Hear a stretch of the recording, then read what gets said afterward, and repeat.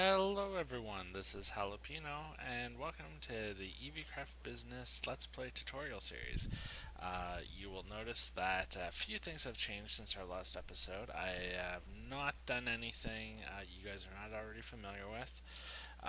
Basically, I removed my little tree farm that I had going here. I've gotten the clay that I need, and I don't need it taking up this space for the moment.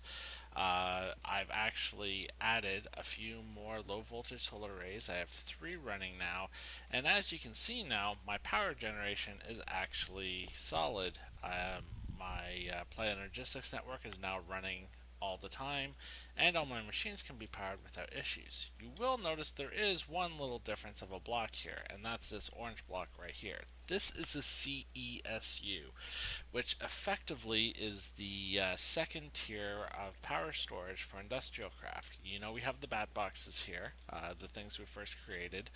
The CESU basically is the upgrade of those bat boxes. And inside here you can see it actually holds 300,000 EU as opposed to the 40,000 a bat box holds. You'll also notice it outputs a higher level of EU a tick, 128 versus the 32 that the bat box does. Because of that, I have another box in the middle here, the low voltage transformer, that specifically takes that 128 EU tick and converts it into 32 EU packets. So then that way the bat boxes don't overload because they're getting too much energy all at once. On a side note, I did some testing and it looks like the bat boxes only accept one power input at a time. If you recall from my earlier episodes, whenever I put a solar panel and a generator both together, both generating energy at the same time in a bat box, the bat box would explode despite the fact it wasn't even receiving the full 32 EU a tick. The CESU does not have that problem, as you can tell. So with my 3 solar panels here into the one CESU, I can have all my power flowing through the system, and it's all centralized. I've also added a number of new patterns to our molecular assembler chamber. Basically, a few little tools that I plan on building out shortly. I was able to fix the problem with the pattern encoder, and I'm going to show you the full power of having access to a properly functional pattern encoder now with applied energistics. One of the things that we are going to do is we need to create a compressor, which is another machine in Industrial Craft 2 that is used for various different things. In this case, this is going to be compressing certain types of dust for us to make energy crystals, which will be used for the tier 3 version of power storage, an MF3, which is basically an upgrade of the CESU. What we are going to do first is we look up the recipe in NEI, and you'll notice that we need stone, we need a basic machine casing, and we need an electronic circuit. Now, with the exception of the stone, we already have these 2 recipes, so this will actually be easy for me. But you will also notice in my inventory, I do not have stone, I do not have a basic machine casing, and I do not have an electronic circuit.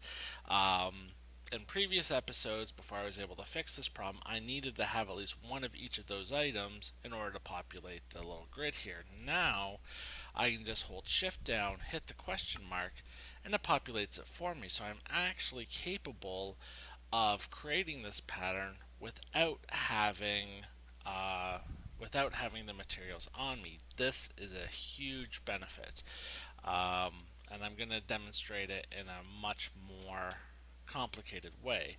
Let's say I wanted to actually make an MFSU, which is the top tier in power generation. It's going to be a while before I can create this, but you'll notice now I need an advanced circuit, Lapitron crystals, an MFE, which I haven't created yet, and an advanced machine casing. These are all items I've never made a single thing of, and it's very expensive to build. But I can actually create the pattern now, and I can go like that, and then I can actually go back and advance machine casings. I can immediately make the pattern for that, and I can basically go down the entire tier of items that are going to need to be made and get it all done at once, so I don't have to keep running back and doing it one pattern at a time. And then if I do it all correctly, now I haven't done everything. I haven't got all the items here. I don't have the Lapitron crystals or anything like that. But once I've done all that, I can actually just go into here, specify what I want to do. Like, for example, the MFE, I know I'm closer to being able to build, so I'll just say, oh, I want to build an MFE. Then I can just follow the instructions here for whatever I need to make. I don't have to remember what goes with what recipe. I just have to worry about getting the components. The energy crystals are the only thing I'm missing from the MFE, which was the reason for that compressor. So we are going to make that now. I should also mention I am trying to improve the sound volume. My mic sucks right now. We are obtaining a new one. I've turned down my Minecraft sound even more, so hopefully you can still hear the game and actually hear my voice in a decent fashion. Alright, so we need some cobblestone. There's actually some normal stone, so let's just grab that.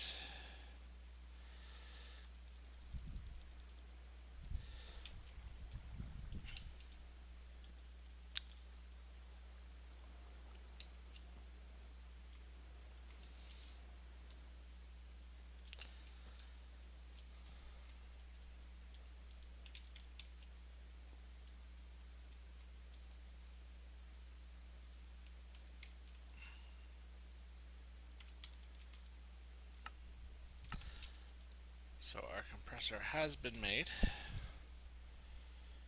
We can go grab it.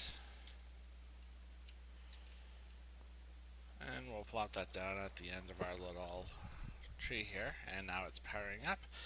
And now we can make what's required for energy crystals.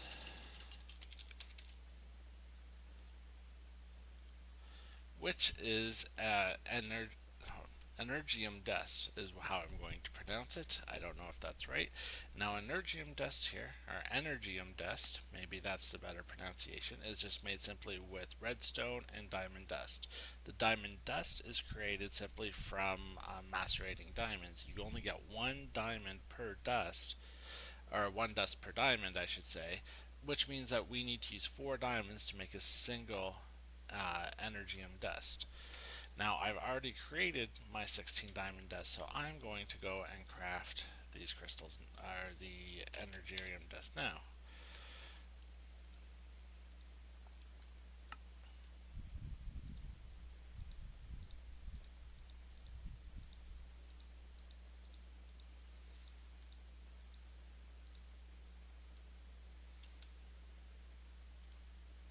There we go.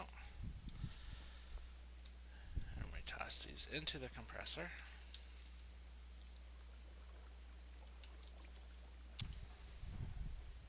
And one thing you'll also notice is that there's this interesting little box here that you haven't seen before.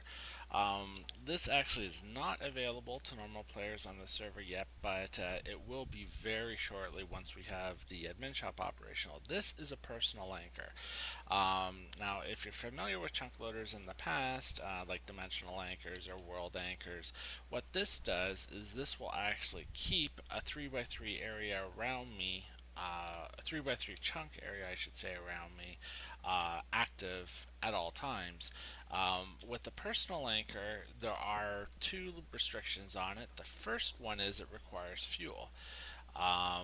So it requires ender pearls every 12 hours. I might balance that out and actually require ender pearls a little bit more frequently. I might change the fuel type too, but whatever it is, you'll be able to see it here once you start using it.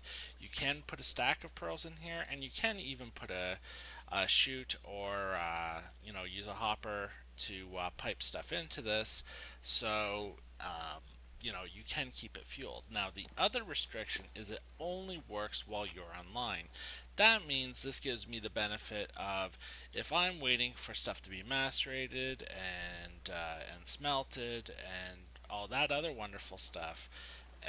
But I don't want to just sit here and wait for it. Say I want to go mining or go adventuring for a little while because I know it's going to take some time. I can do that, and this area will stay loaded so that it will continue doing its work. However, once I log off, the personal anchor shuts down, and all this stuff will stop operating until I've logged back into the game.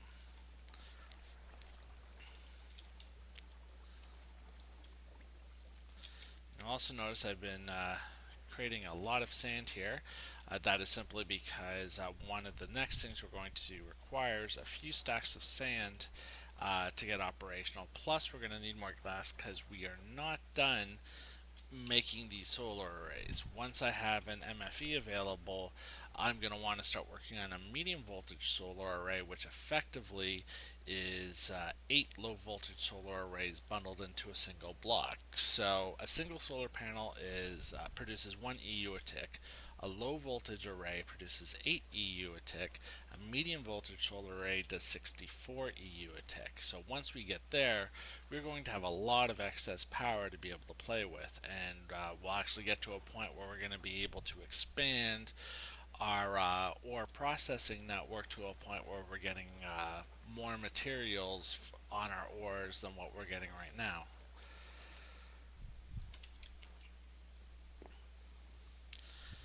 Now, with the energy crystals and an MFE pattern, this is another one of those things. I believe you cannot use the energy crystals at all, otherwise it will not work. Energy crystals are nice in the fact that they do hold 1 million EU. So if you're moving some of your storage devices around and you don't want to just lose that power, you can actually just pop a crystal into an item here, and it will just drain all the energy out of the storage unit, and then you can just simply put that crystal into the storage units once they've been moved to put the energy back in. Let's get this last crystal here.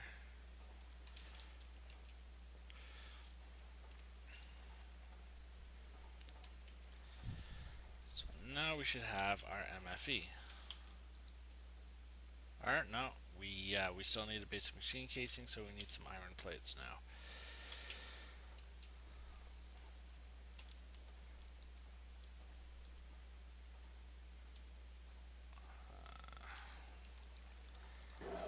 Stop making sand.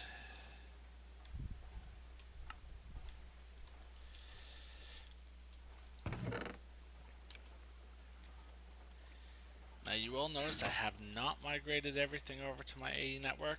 That's because I'm going to show you some new tools to try to simplify things and just make life a little bit easier, and I just have not done that myself yet. One thing I'll also mention, I use this network and a lot of materials to build a second ME drive in here. This is a 64K storage device.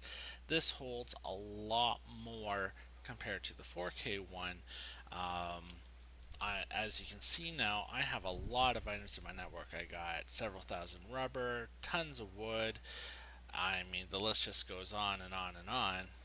And I'm only using about half capacity right now.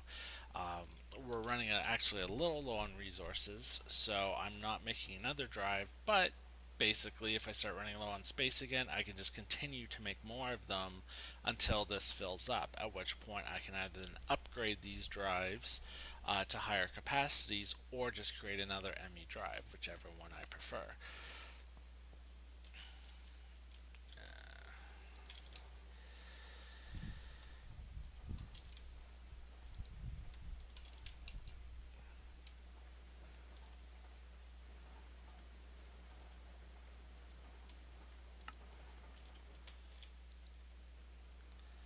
So we just need one more plate, and that should hopefully do it for us here.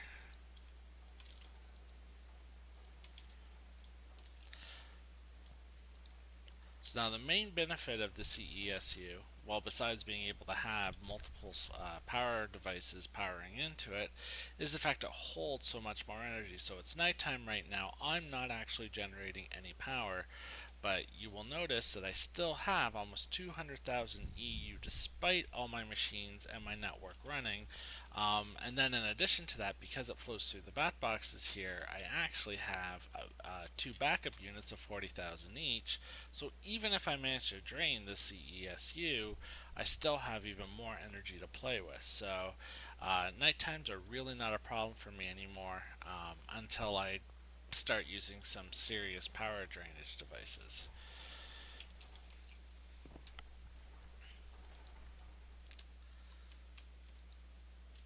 Alright, so that produced our MFE. We are actually going to leave this in here for now, simply because of the fact I have no need for it yet. The CESU is doing fine. If I wanted to, just with the fact an MFE holds 4 million EU compared to the CESU's 300,000. So if I wanted an additional, just more power storage, I could do that. But it would also require creating another voltage transformer, a medium voltage transformer this time, to lower the packet sizes of energy down to 128, which will then allow this transformer to convert it to 32. But the reason why we are not going to do it yet is we are going to create another device called a power box. I've already created the recipe for it in here, just so you can see kind of what it uses. It requires golden kinesis pipe, wooden one, and well, two golden ones, I guess, iron gears, electronic circuits, so of various different things. All of these things I've already created the recipes for in here, and it's actually been built.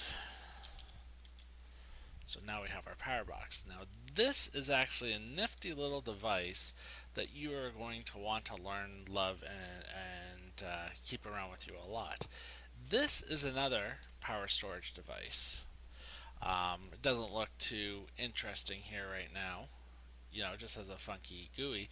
What this does, though, is this not only stores a lot of energy, it also converts energy between industrial craft type energy and buildcraft type energy, which is vital for us because as much as industrial craft is great in terms of power generation and ore processing, a lot of the mods we're going to be moving into at this point with resource generation, as well as the bees and various other components, they all use buildcraft energy.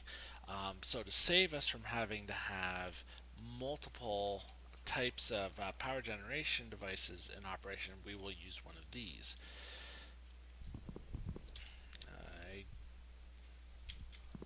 Now, you shouldn't really use a pickaxe. Well, a pickaxe will not work on that sort of stuff. Well, it'll be really, really slow. I don't think I have a regular axe, though.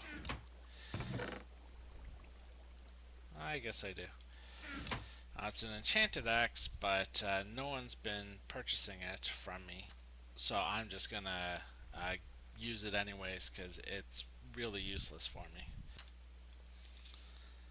Alright, so we're just gonna chop up this chest. That happened a lot faster. And alright, so we need a buildcraft wrench, which I have in my huge collection of stuff here somewhere. There we are. And all these little squares on either side, there's one underneath as well, basically are different. You can either set it to be inputs, outputs, or to do nothing. In this case, we are going to set this to an input, which you just right-click, or shift-right-click, sorry, until it says that it's set to input. And then we will take our cables and we'll plug them into here. Whoops.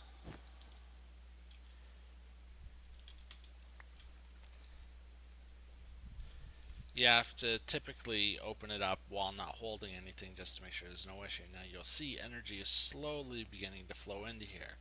That's because it's actually converting this energy into its own internal energy type, which basically for every 5 EU I send it counts as 1 energy in this. So this will actually hold 500,000 EU on its own. Now, because I'm only sending 32 EU a tick, it's going to take a long time. It basically only does about 6 energy a tick, in here, or about 120 energy a second. It's actually doing a little less than that, but that's just because I'm probably not getting the full 32 into here. But as that loads up, we're going to get started on our next components, which is we have a quarry that we are going to be using, and we are actually going to be setting it here. The quarry is one of the many different types of resource gathering tools that you can use. It uses a ton of energy and also uses Buildcraft energy. Just to give you a hint, the quarry, I believe, uses about 8 MJ a tick, MJ being Buildcraft's version of EU. And with this conversion process, 2 MJ is equal to 1 of these energy. So effectively, if you're using 8 MJ a tick, that's 16 of these energy components, which equates to, I want to say, 90 EU. That means it requires 90 EU a tick just for this thing to be powered. And that does not include the cost that there is to break the blocks. When a block gets broken, there's a one-time MJ cost attached to it as well. That number escapes me at the moment, but I believe it's around the 30 MJ mark, 32, 33 MJ. So it's going to cost hundreds of EU for every block that this thing harvests. So I'm going to need a ton of power.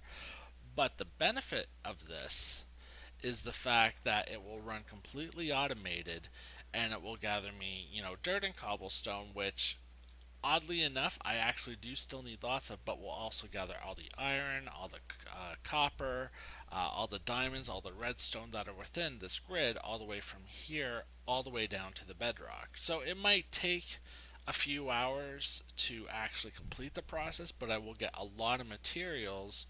But I also will not have to be involved in this. I can actually go do other things.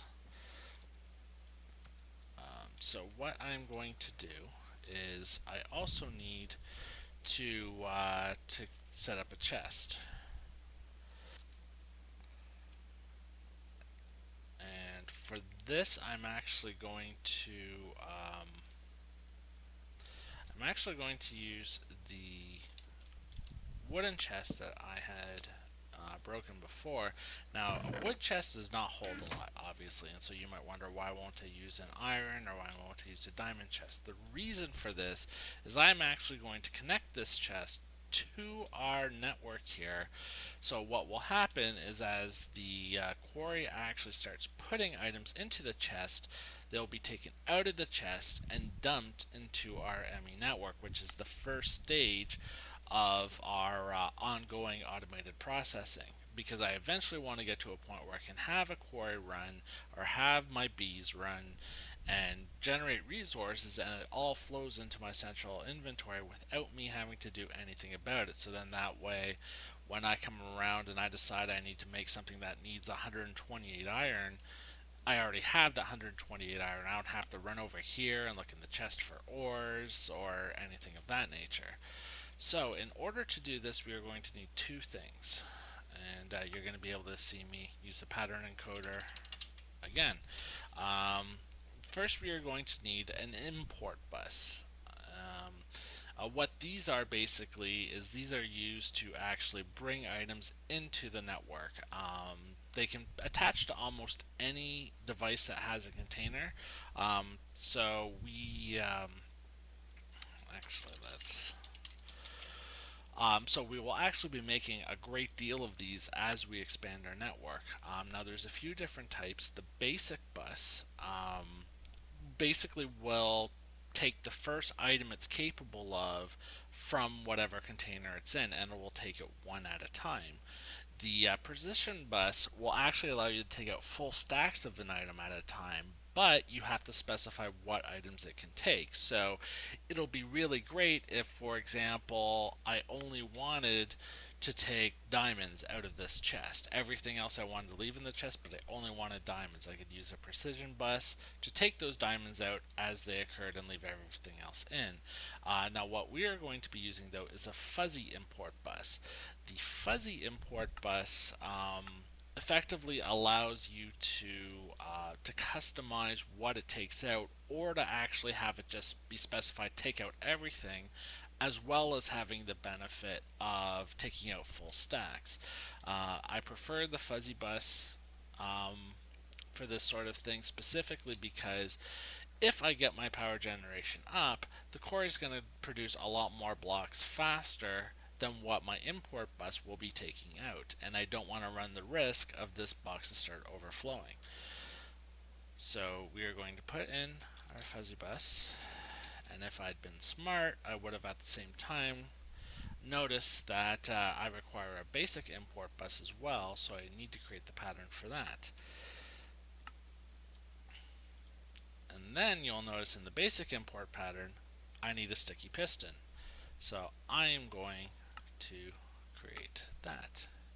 Now, one thing you will notice, sticky pistons, the typical vanilla recipe is a piston as well as a slime ball. That still can be used, but you also have the ability to use raw rubber to make that piston, which I have a lot of, so that makes life even simpler for me. Then in addition to this, we need to be able to make pistons, which I'm going to double check, but I don't think I have the recipe set up for it. I do not. So I'm going to get the piston recipe done. Now you will notice there are several different blocks here, wood planks being used. That is not a big deal. The Applied Energistics network is actually smart enough to use Forge's dictionary to know, well, any types of these woods will work. Not just these three types, but more or less any type of wood plank will work. The way the system operates is first it will try making the recipe with these combination of items. So if I had purple heart, elm, and acacia woods, it would basically make the items out of those wood planks first, but because I don't, it will then default to whatever I happen to have, cherry oak or spruce or what have you. I'm also now out of blank patterns, so I'm going to quickly make a few more of those. You will go through these a lot, which is one of the reasons why I'm always hunting for glowstone and all that other wonderful stuff. So toss that in there. And now the other item we are going to need is an ME interface, which is another complicated item. But we'll be making a lot of these in the future as well. Now the conversion matrix is another item I have not made, okay? If you happen to put in a recipe into the assembler that you've already created one of before, it is not a critical issue. However, if they're conflicting recipes, you might get a little confused, because it will only pick one of those recipes to work on. It won't try one and then try the other. So if you make a mistake in one of these, like say if I had two normal pistons here, but I screwed up what the recipe for the piston was in one of them, it might never create the piston because it's trying to create it with incorrect items. So now we'll turn around and work on creating our fuzzy import bus. There we go. I don't think I'm going to have all the materials for it yet. And there's one thing, it requires ME cable, and I have not created the pattern for ME cable yet.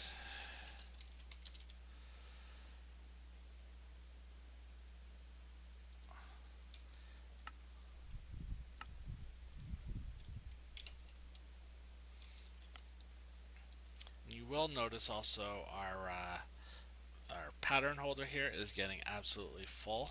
We only have space for a few more items. That's because we need to expand this device, the chamber. You'll remember from the first time we built this, it only has one pattern holder in here, which is basically one page of this. So we are going to need to expand that, and for every pattern holder that we put in there, we'll be able to have an additional page full of these things. But for now, this will suffice for our needs. So now we just need glass.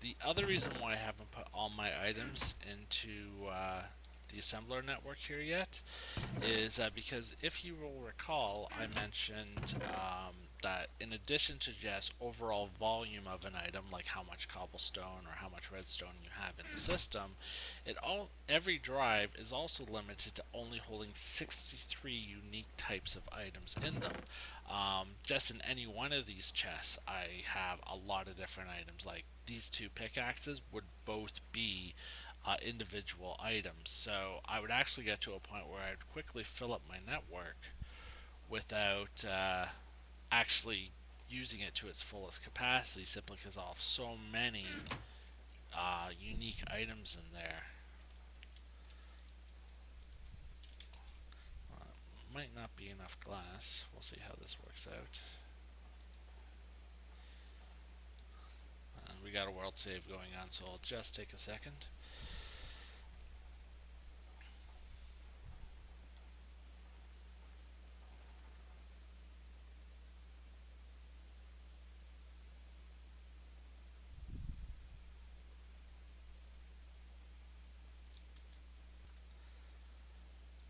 The save is complete, and the items are already gone in there. So now we need Fluxix Dust, which is another one of those items I should really have a pattern for.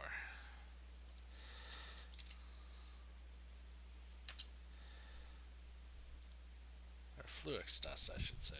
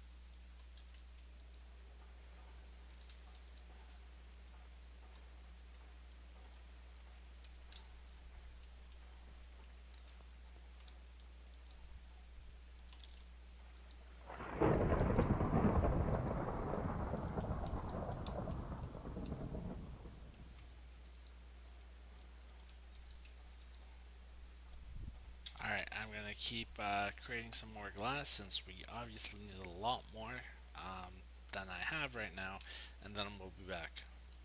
Alright, I am back, and I now have my fuzzy import bus, and I also went ahead and created some basic import buses so I could show you how I'm going to start connecting all my machines together.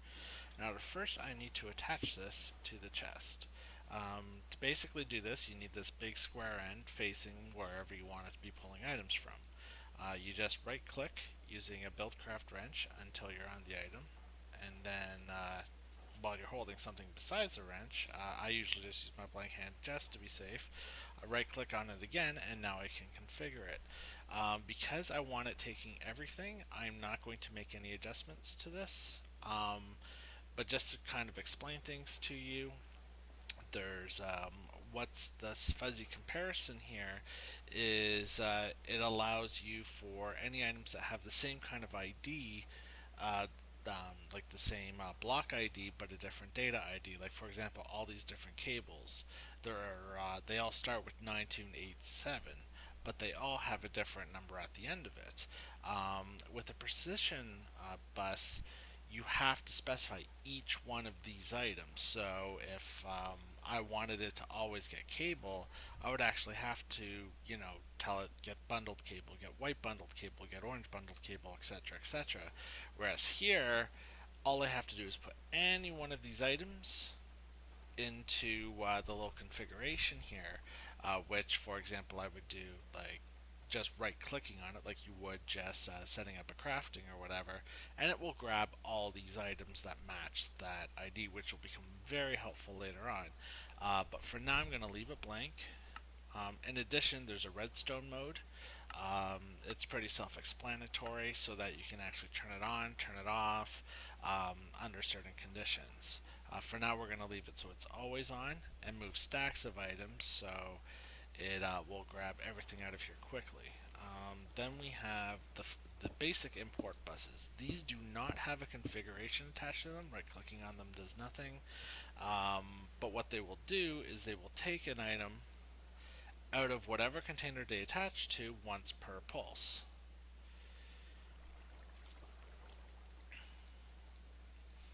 Right now they're not going to remove anything simply because of the fact it's not actually attached to my network yet. I'm making some cables in order to do that, but I needed more glass. So hopefully this will be enough to let me do this.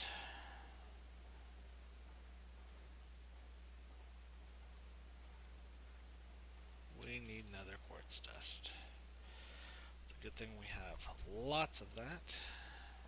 Well, we have lots of nether quartz, I should say. So while that processes, we will pull out the cable we were able to make. I don't think 6 is going to be enough.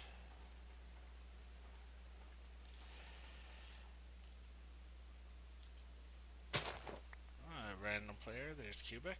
I guess he's checking out my fancy digs here. Alright, so as far as the cable goes, it can actually connect to any machine in the network. So I could actually have the cable connect to my network here or any one of these machines. For now, what I'm going to do is I'm just going to directly connect it like this. It's not pretty, but it shows you how it works. And now, nothing's in the chest, but let's say I put my gold ore in here. It will be taken out of the chest, and now that gold ore is in my network here. Simple as that. There's my 16 gold ore. So anytime the quarry, once we set it up, starts creating stuff, it will consistently import into my system. Ironically, I just need one more cable. So hopefully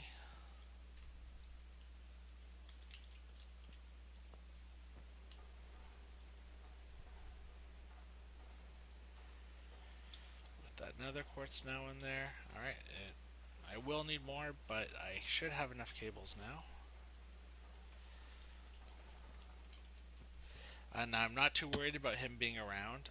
All my land is protected, so even though most of the players on the server are nice and courteous and stuff, I don't have to worry about him going and trying to steal any of my stuff, simply because if he attempts to, he's not going to be able to. I'm just going to show an example of that right now.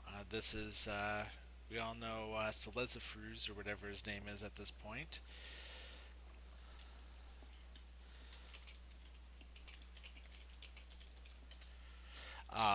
This is his house.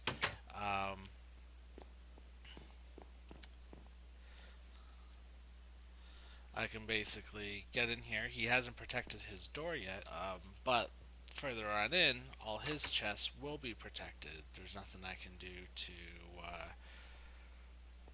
to access them, short of using my amazing mod powers, which is just something I don't do unless I need to.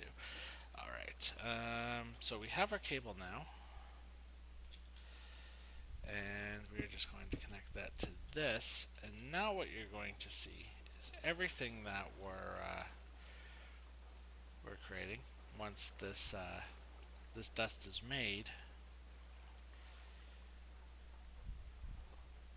Eventually, the suspense. Alright, and it gets taken away, gets immediately put into our network. So now our system has actually gotten enough dust, created the rest of its cables, and now we're all good. So this helps in the sense that, I can just start putting sand into my furnace, and any glass that gets created will automatically go into my network. And it's just going to start making my life a little simpler, and that's the first stage to better automating this network. Secondly, I will be making it so it starts actually inputting items automatically as well.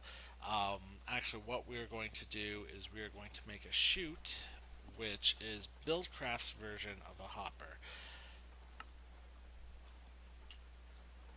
And I'm going to need iron for that. And I have iron. I'll just pop it in there.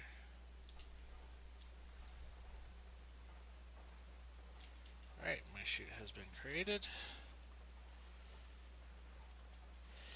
And now what I can do, so I'm not constantly having to nurse these machines, say for example stuff to macerate, I'm going to put the chute on the macerator. Because if I just right click on it, it opens the macerator GUI up. I have to hold shift down, then click, and it puts it up. And now if I want, I can throw some stacks of cobblestone in here. So as this goes, it will finish off its dust. Once it's done with the nether quartz, I'll just show you an example. It will actually start throwing in the cobblestone from my hopper here. And it will just continue to do that. So now I can actually queue stuff. So now when I go off mining or adventuring or just building other stuff, this will consistently be generating resources for me however I want it set up. We can actually get more advanced in terms of how things are prioritized, but for now this is enough. We're running a little long here again, so I'm going to stop it for now. In the next episode, we are actually going to set up our quarry and actually have it start running.